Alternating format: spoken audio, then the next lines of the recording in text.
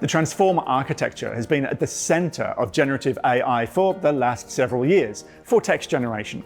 But researchers, of course, have always been looking to see what's going to come next. How can we break through the barriers of transformers and get even more intelligence, even more performance at a cost of compute that's achievable?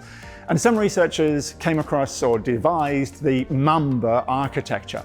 Now, Mamba architectures were super interesting, they performed pretty well, but they weren't quite there. And AI21 Labs saw this and combined together the Mamba architecture with transformers and some mixture of experts as well, and came up with a model that they call Jamba. So I wanted to find out a lot more about Jamba and Mamba, and why don't we talk about some mixture of experts as well. And I spoke to Yuval Belfer from AI21 Labs here at the AWS Generative AI Loft in San Francisco. And I started off by just asking the question, what is Jamba? So Jamba is a novel architecture that interleaves layers of transformer, Mamba, and mixture of experts in order to overcome the main problems of transformer architecture, which is speed and memory consumption. Okay, I love this. Okay, so in the description of what it is, you've basically just done this whole big list of all these technologies. Some, I guess, most people have heard of, like transformer architectures. Maybe we can work backwards. What's wrong with the transformer architecture? That's what we've been using for a while. A lot of big models made from that. What do you see as the challenges there? Yeah, so transformers really transformed, pun not intended, really like the language, natural language processing industry, because it has such high quality. And really, it's from, I think, 2018 that it really started and really picked it up. And all the community and all the research really, all the research labs really took this architecture and made like small improvements here, small improvements there. And really the quality is unmatched, right? Like in the way that it's built, that in every layer, right, in every transformer block, we have the attention block, which essentially has the connections between every token to every token in the sequence. Right, so this is something which is very, very expressive. It allows you to get really high quality outputs, but it comes with a quadratic complexity, right? You have to keep this metrics both for memory and for inference. So you're talking about context size here. So as the context gets bigger, as model gets bigger, there's a quadratic growth in the overall size of the model, and then I guess compute cost and latency and everything else. Is that what we're talking about?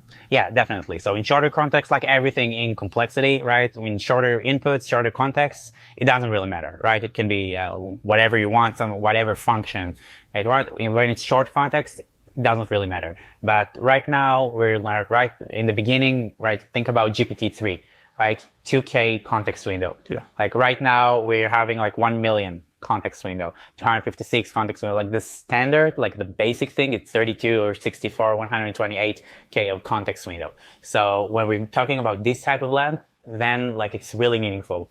And there you really see the slow performance of transformers.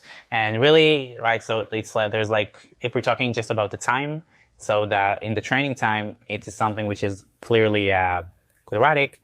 Inference time is also like originally quadratic.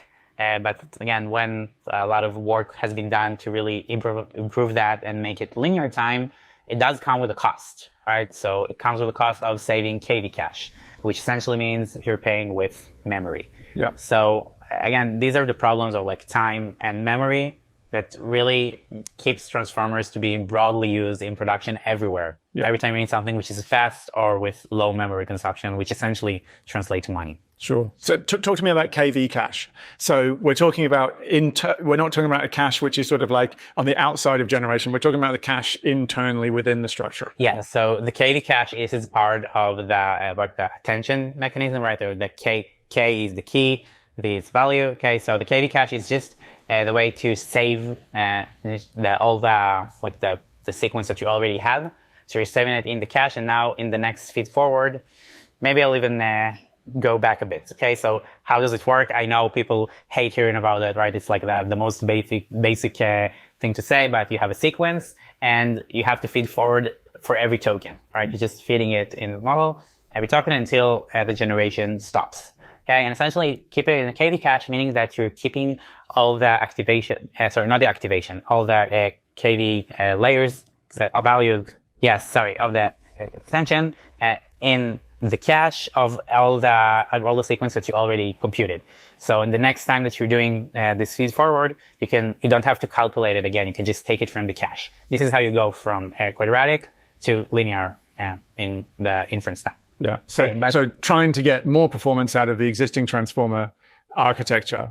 More speed. And more speed. Yeah. Yeah. Yes. Yeah. However, it does come with the price of a cache, which it's not extra, right? This is something that if you have 80 gigabytes of memory, it's from this 80 gigabyte. And if you're looking at like models that are like something like Mixtral A7B, okay, with 128 or 256 K context window or context really, this is like 32 40 gigabyte easily. Yeah. I don't remember the exact numbers, but this is one of the things that stops you from being able to use one GPU to serve this kind of thing. Understand. So what do we do to solve these problems? Where does Mamba come in next into the conversation? Are we talking mixture of experts? There's a few different things that people have done to try to solve some of these problems. Yeah, so we can talk about it in two ways. Okay, I think that I will start with the easier one, with the one that most people know, which is the mixture of experts, which this is something that comes to solve only the inference time, only the speed consideration. Where here you think about the fact that you have like a really, really big model. Okay, you have a lot of parameters, but here every layer, it's not just like the transformer block, but you have in every layer something like, usually it's 8 experts. Yes. Yes, which it has like a really nice intuition of, think about the fact that for every input you have some sort of a router, and then based on the type of the input, you can say, well, no, this is like a medical input, so it's go to a medical expert. This is like a finance input, then it goes to a finance expert. Okay, which is nice in theory, and there are like models like this is originated in something like this. But here, when we talk about neural networks, okay, inside here, so what you do have this type of router, but it's token level. Right. So it's not doing it like, you don't ask it a question and then all of a sudden the finance expert answers it. It's actually, like you said, so it's token by token. Yeah, so it's token level through the feeding forward in the network. And that's essentially what happens, that you have a model that like the network is built on, like have this, attention layer, and then a router, and then like 8 experts, and it passes only through 2 of them. Yeah. It's true both for training and for the inference time. Okay, and if someone asks me, how does that work? My broad answer, and I wonder if you'll agree with this, is we don't really know, but no, we know it does. But we can see that it pares down the amount of compute and the amount of parameters you have to go through each time, and somehow it works. Yeah, so the question of how does it work, and I don't really know, but it works. I think it kind of describes machine learning, deep learning. Okay, classical machine learning, maybe when it's kind of small, you kind of actually understand something. But neural networks, like the explainability it's a big problem. Like you can't really understand what's happening inside. You can guess, you can like put trouble stuff, but with language models, it's not something that a lot of work was successful on that. But what you can see is, first of all, you can see that in the results, right? Where what happens is that you're just using, because in every feed forward, you're using 2 of 8 experts. These are like the standard numbers. So you're literally using like a quarter of the amount of parameters in the model, okay, which is essentially translates to active parameters. So you can see that it has better performance speed-wise. And like the nice thing here is that you can get a model which has like 12B parameters, which are active parameters. So you get like a fast model, but it's very high quality model because it actually has 52 billion parameters inside of it. Yeah. So it has the expressiveness. Okay, it's really good in the sense that it can get a lot of information during training, but during the inference time, okay, this is something that will only go through small part of the model, so it's very, very fast. Yeah. You do have to store all the model, like all this, all those Oxford, all of this does have to go to the memory. Like you don't solve the memory issue there. Yeah. You only solve the speed part. You can also see, by the way, like when you are training the model or when you're doing inference, you can see which of the experts are activated. Part of the training process is to really make sure that they are balanced. That because models will, right, degradation, it's something that happens in a lot of things. For sure. Right, so you really don't want the model to always use the same 2 or 3 experts, because then you'd end up with a smaller model, right? But it would look bigger, but it would actually be a smaller model. It's a smaller model where you have to pay a lot for the memory. Yeah. So essentially, like you don't get anything from that. So you can see, like, you can put probes and see how many of them are activated, and you really want them to be balanced. It's part of the training process, and we do test it, right, in the inference time to see that for different types of inputs, you are using all of them in some way, like in a balanced way. So we're talking still about transformer architectures at the moment, and I guess there's been a number of things. We talked about a couple of them there to try to adapt and to improve the efficiency and the performance and the cost of running the models, all with their benefits and drawbacks. I remember when I was first talking about transformer architectures, and I put a course together about it, and we talked about it, and I would distinctly remember saying, recurrent neural networks, they're a thing of the past. That's the way we used to do it. Now we're doing transformers. But I got a feeling you were about to tell me, well, recurrent neural networks are back. Is that right? Yeah. So I was one of the wave to say, like, oh, recurrent neural network. It was very difficult to work with them. Yes. Right. It's not easy to understand what's happening. Like, it's really not efficient to train, and the explainability there was even worse than in other models. But it really seems that what happens now with Mamba is, it's actually funny. You can look at it like in two different ways. You can either look at it like as a evolution of RNN to linear RNN to Mamba, or you can look at it as like a state space evolution from state space models to selective state space model, which is again Mamba. Okay. And the point of all of these, which are just like same things, same principles, at least in different ways, is instead of looking at everything, like all the history, I would say, or all the sequence, all the context that you have in every step, what you're doing is that you're saving it in some sort of a state, right? Something that you can either think about like as a quantization or representation, or like really how you take everything that you had so far and keep it in a way which will be meaningful to determine the next token. And in that case, every time now we have the feed forward and you need to predict the next token, instead of looking at all the context from the back, you're looking at what happened, like as some sort of representation of all the context that happened. Yeah. So it's either like the previous state or the history, right? It's called H when we're talking about RNNs, and state when we're talking about SSMs.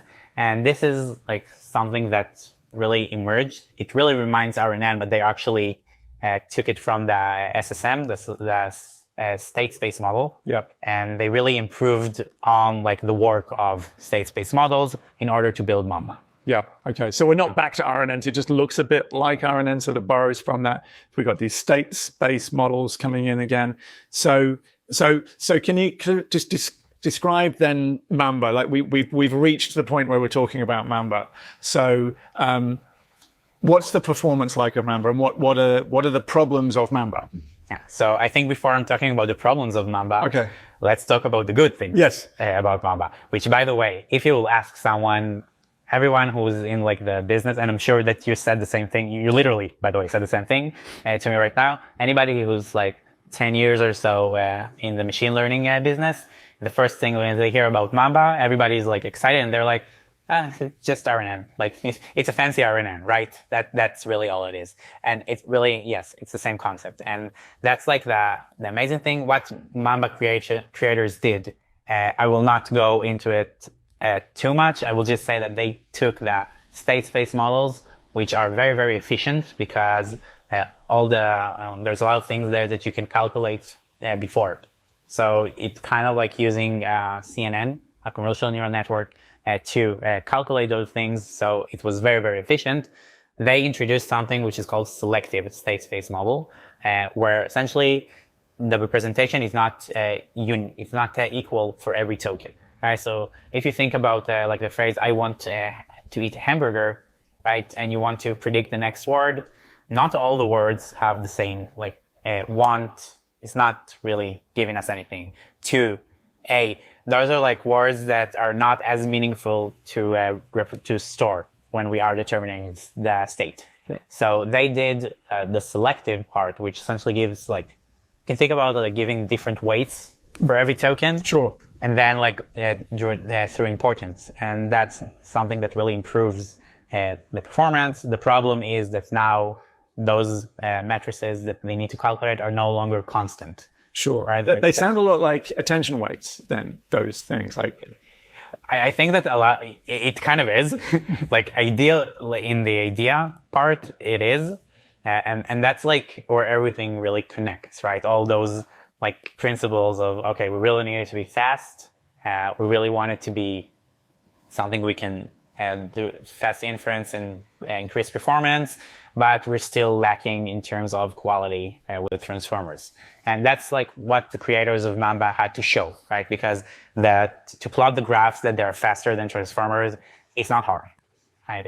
It's just like, it's something which has, less then there's no KD cache, like there's no KND there, and all the handling of the context is linear up to constant time.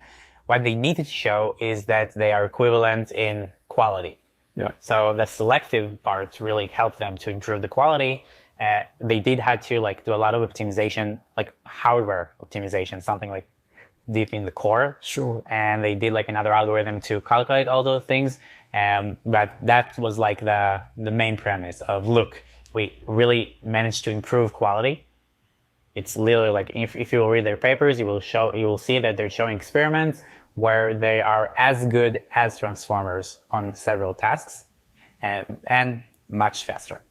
Right. And that's really the premise, right? You either have to go to like, I'm improving quality or I'm improving performance, right? And this is something that like you cannot usually do it all. So they really showed that. They like elevated the state space model, essentially elevated RNNs, right? It's really kind of the same thing in the end. They really elevated it and made it better and really something that can compete with transformers. I will say, like in their work, they got up to like few billions parameters, like until I think 7 billion is like, that's where they took it. So it's nice in the theory, but still needed some more to show that you can scale to production. Okay. So where do you go from that? Like, how do you build on top of Mamba? Because I guess that's what Jamba is, right? Yeah. So really, when we wanted to release our new line of models, we thought about how to make it best for production, best for developers. How can we take a model which is very, very expressive, that is very high quality, but you can also fit it into a single A100 GPU. Okay, this is one of the things that were in our requirements at the beginning. And when we first saw Mamba, okay, this is published in December 2023 in that paper, so it's really new. Yes. And we started to experiment with that a little bit. And there was a lot of talk, I remember, about maybe just like scale pure Mamba. Just take this architecture, make it bigger, and like, which is not an easy thing to do by itself, but still just like do a pure Mamba model. And it turns out that even though like on several tasks, it does work really well, or like comparable with transformers, it is lacking in a lot of elements. And I think the place where you can see it the most is like tasks which require looking at specific tokens. Okay, so there's like a paper called Repeat After Me. Transformers are better than Mamba in copying tasks, where you actually have to copy parts from the input, or even like easier to think about is few-shot. Yeah. Okay, and there's like a very basic and known data set, the IMDb reviews, right, of sentiment analysis, where if you will run it and you, right, in sentiment analysis, you kind of want like a binary input, like it's a classification task, positive or negative, of like these are the actual labels. If you will give it to transformer, it will just, it will do that, right? Yeah. But if you will give it to Mamba, and this is like one of the experiments that really alerted us to this fact, it will say something like bad. All right, so instead of positive or negative, it says bad. Yeah. So it sort of gets the idea of what you're trying to do, but it gets the wrong actual output, which obviously could be. So that's significant, right? I guess because a lot of us are very used to sort of what in context learning, and then all of the things that come from that. So RAG and everything else comes to play, and sometimes we want the model to be specific about the actual information we've just given it. That's really important to us. So I guess that's a problem. Yeah, and really, if you want something the developers will actually use, right? Yes. Exactly like you said, output stability is important, right? Post-processing is something which is important. And something which is like, okay, semantically has the same meaning, that's nice, but it's not something you can actually build with. And that was the time where we started to really play with the idea of combining those things. And really, one of the nice things about Mamba is because of the way, because of this architecture, it's much more efficient to train it than pure transformers. So what our team did is they started to play around with like interleaving different types of layers. Okay, and essentially they created what we call now Jamba blocks, which is interleaving layers of Mamba and transformers, and of course they added the mixture of experts as well over there, but that's like less interesting right now. Okay, so really the combination of Mamba and transformer layers, and really see on one hand you really want as much as Mamba layers versus transformer layers, right? Because you want it to be fast. But you do need some transformer layers in order to get the same quality, or to take the Mamba and elevate it to the places that just cannot reach by itself. So we did like a lot of experiments on small scale. And it's really nice if you want, by the way, there's a lot of things in the white paper. We're like describing all of them. And in the end, we came up with like two different types of Jamba blocks. One of them had one transformer layer and three Mamba layers, and one was one transformer layer and 7. Okay. So 1 to 3 and 1 to 7. And really all these numbers came in the fact that, well, what we want to do is to be able to take a model, which is the model that we ended up with had 52 billion total parameters. Okay. We wanted to be able to serve this type of model on one AI100 GPU with as much as context as possible. So in the choice between 1 to 3 and 1 to 7, right, clearly 1 to 7 is much more efficient in terms of latency and memory. Right. But it has the same performance. So we opted out to go for that. And this is how our Jamba block looks like. There's one transformer layer, 7 Mamba layers, which 4 of them has a mixture of experts out of that. Right, so we're mixing the best of both worlds, but I mean, through all of that research, you kind of figured out hopefully where the sweet spot is. There's always more research to be done, right? But you found a place where there's a good balance, and you trained a large model. Yeah, so there were a lot of like experiences, exactly like you said, experiments, said, to find this sweet spot, which was the 1 to 7, and then we just try and really. When you want to scale something like that, it's not just like, okay, let's connect a lot of them, like let's concatenate all those layers together one at a time and put it to training. Okay, something that does have some extra work that has to be done just to make it to scale. Okay, and that's what we did. We did it in 2 phases. Okay, so the first Jamba was released on March. This model has 52 billion parameters, which is like now we call it Jamba Mini. Okay. Yeah. That's 52 total parameters with something like 12 billion active parameters. And this was like the first, let's take it from the few billions to something which is production grade, something that we can actually we see, like this is what we now call a small model. Okay. Right. It's kind of funny to think about it. It's like a few years ago, 7 billion would be like a huge model. And now like 52 billion with mixture of experts that has like 12 billion active parameters. Sounds like very, very small. Yeah, I think one thing that generative AI has done is redefine small, medium, and large as terms and what they actually mean. You've talked about the experimentation you've done there, and you've got the different size of models. How have you benchmarked it? How do you know? I mean, it's more than just a vibe check, and you're just prompting it and going, "Yeah, that looks good." Presumably, how do you quantify that it's performance? So we chose several academic benchmarks where we wanted to make sure that we have like benchmarks that are tasks, that are different tasks, and also things that are extractive and abstractive, right? Because Mamba really excelled by itself in abstractive tasks, but extractive where you actually need to copy things from the input, not so much. So we had like a lot of a combination of several of these benchmarks. Okay, you can also look at the training loss to see if you can actually the model converges. Yep. And once we got to like our final candidate, we have a human evaluation team in-house. So we use them to like really determine and see that we are going in the right direction. And That was like the first experimental experiments. Then training the 52 billion model parameter that was released on March. And then like that was like the big release, like the announcement of this architecture. And then we took it up a notch to a model which is almost 400 billion total parameters, which is a Jamba 1.5 large. Okay, so that's what we released like I think 1 month, 2 months ago, depending on when this yeah, sure. Okay, so we like the Jamba 1.5 Mini is like a fine-tuned version of the one we released on March, but it's the same type of architecture. It's just that large has lots more of this Jamba block inside of it.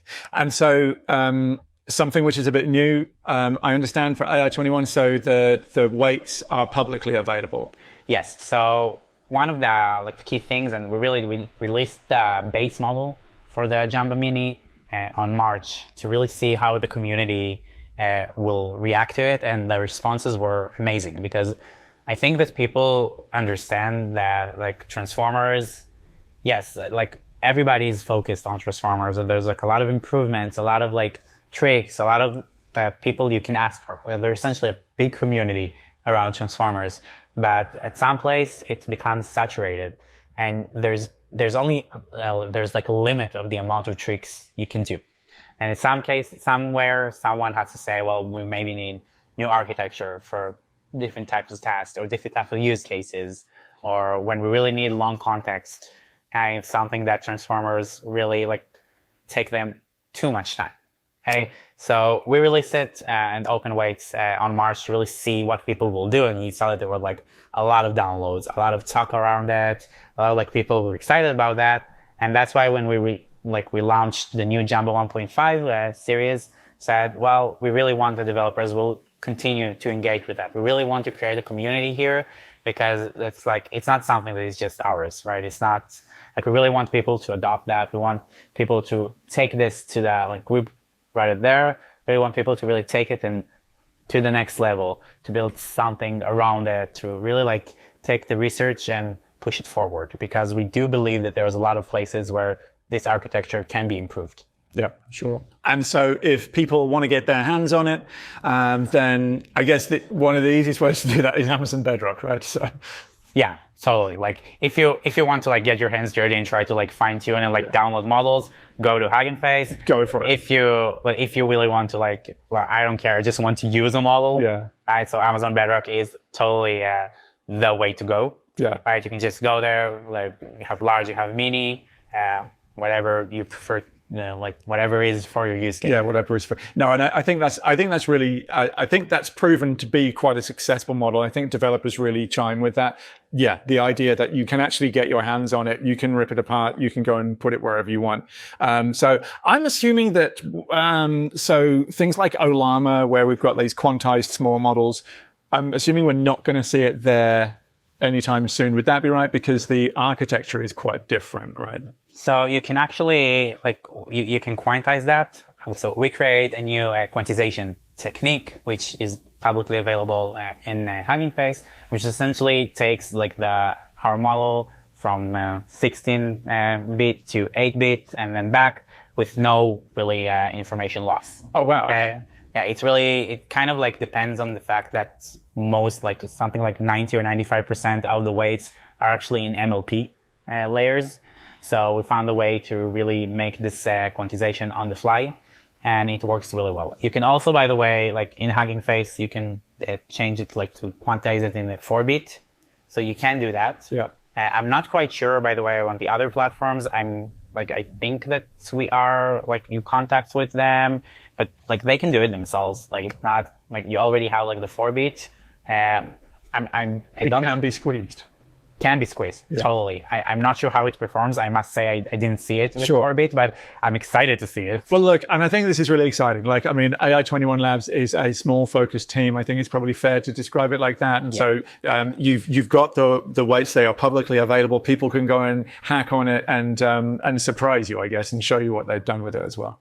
Yeah, and man, I'm for one really excited to see whatever the community will do, whatever anybody is doing. I'm like, yay. Yes, absolutely. Well, look, thank you so much for spending time with me and just going through all of this. There's a lot to take in here, and I think that it's really exciting to see things that are being done which are looking elsewhere other than Transformers and trying to find the next path forward. So thank you so much for spending time with us. Thank you so much for having me. A huge thanks to Yuval and everybody from AI21 Labs for helping to make this video. Please give this video a thumbs up and subscribe to the AWS Developers channel as well. Maybe click on one of these videos around us. And until the next time, see you later.